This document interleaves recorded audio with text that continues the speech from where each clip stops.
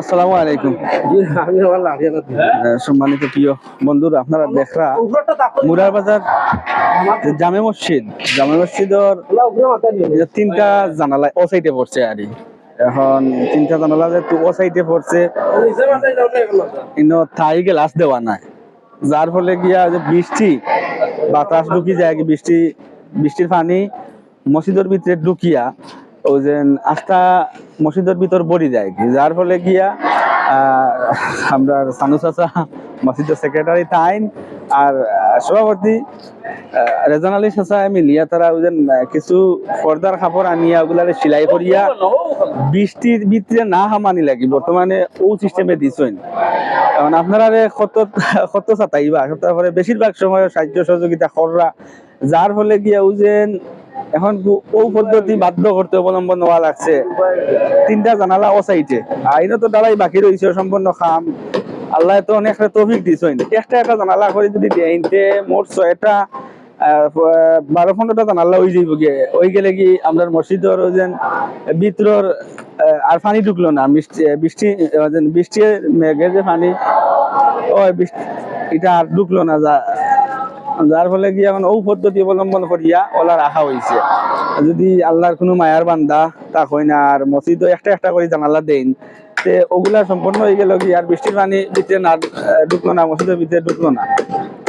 ঢুকার পরে নামাজ পড়তে অনেক কষ্ট হয়, পানি উকায় না, টাইসের উপরে পানি কাকে অনেক সময় তাকিয়াও যেন কম সব মিলে এগুলা দিয়ে টানিয়া ফালানি লাগে, অনেক কষ্ট হয়ে যায় আর কি। আর যদি আপনারা ও যে দেখা এটা বিয়ামের পদ্ধতি অবলম্বন করা হয়েছে, অনেক অর্থ অবস্থান আল্লাহ দিছেন।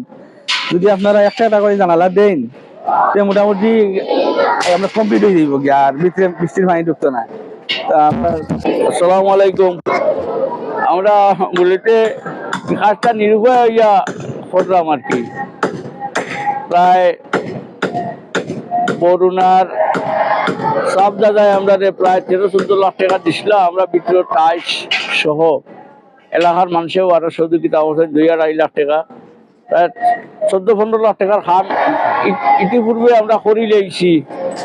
করি লেওয়ার কারণেও সামনেও ওয়াল করিয়া রাখছি। আর এখন জানালা একটা থাই গ্লাসও লাগিয়া এখন আর কিচ্ছু করতাম পারতাম না। সেটা তাই গ্লাস হয়ে গেলে গিয়া মসজিদটার এই সাইডটা বন্ধ হয়ে গেলে গিয়া আর মসজিদের ভিতরে মেঘ বা বৃষ্টি তুফানোর পানি ঢুকলো না। আপাতত আমরা নির্ভয় হইয়া ও সাদা পর্দা দিয়ে ওটা মারলাম আর কি। যদি কোনো সহৃদয় ব্যক্তি, দানশীল ব্যক্তি নজরও আয় আর যদি আগ্রহ প্রকাশ হবে তাহলে আমরা খুবই এটা উপকৃত হইব। ওই যে এই দাবিটা আমি দেশের এবং প্রবাসের সকলের কাছে তুলিয়া ধরলাম। আসসালামু আলাইকুম। আপনারা শুনছেন আমার মসজিদের সেক্রেটারি চাচা সানু চাচার পক্ষ থাকিয়া যে অসম্পূর্ণ মানে নির্ভয় হইয়া এই পদ্ধতি অবলম্বন করা লাগছে। আপনারা অনেকে দেখবা ভিডিও, যদি আপনারা নজরে আসে ইনশাল্লাহ একটা করিবা দেখি আইয়া যদি দেন আলহামদুলিল্লাহ আমরা আরো খুশি হইমু।